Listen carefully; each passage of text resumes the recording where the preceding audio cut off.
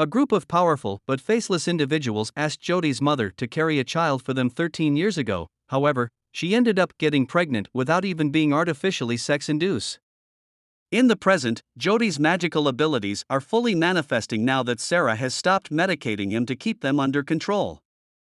The people of Santa Rosa start to worship Jodie as their new messiah after seeing what he is actually capable of, even attending services in his honor at a sacred desert location. But as Jodie's newfound fame begins to affect him, tensions start to build. The locals adore him for raising Carlos from the dead, but everyone seems to be oblivious to the fact that he is no longer Carlos, or at least not the Carlos they once adored. Carlos hangs himself from a tree after being in a catatonic state for weeks and leaving 2 children who are devastated by his second death. Because of what has happened, the son, Angelo, is especially furious and tries to shoot Jodie. However, when a member of the crowd pushes him at that precise moment, the plan goes awry, and Tuca inadvertently receives a gunshot wound. Tuca passes away, and as a result of his passing, Jodie comes to understand how much he had neglected friends like Tuca prior to the shooting.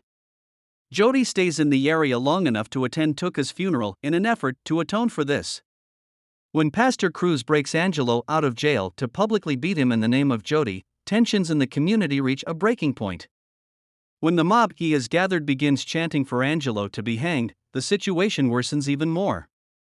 When an opposing mob led by Elvis makes this argument, there is a fight. With the mother of Tuca's consent, Jodie attempts to revive Tuca at the funeral. Jodie expends so much energy during the process that everyone in the town faints. But it works. Due to the connection he once had with Jodie, it's possible that Tuca's resurrection has allowed him to retain every aspect of his former self. As this is going on, Jodie also shows up in front of the mob to defend Angelo and bid her friends farewell. When morning arrives, Jodie and Sarah are both gone, permanently leaving Santa Rosa behind them. He is using his gifts to appear in multiple places at once. Sarah agrees to allow Jodie to meet up with a woman from the dubious organization she struck a deal with all those years ago because she is eager to learn the truth about his ancestry. It turns out that the siren from Jodie's dreams has also been keeping an eye on him in real life for years, this time from inside a posh white limousine. To watch over Jodie throughout his childhood, the siren assumed various forms, including those of Ms. Dolores, the nurse, and Elena. The siren reveals to them that Jodie's father made him a pendant to commemorate his birth during their conversation. Lucifer's mark is located inside the pendant. That's right, Jodie is not the Lord. In actuality, he is the Antichrist, the son of Satan, and this is very bad news for all of humanity. We learn that Sarah was also aware of the twist from the beginning, so you probably didn't need divine intervention to predict it.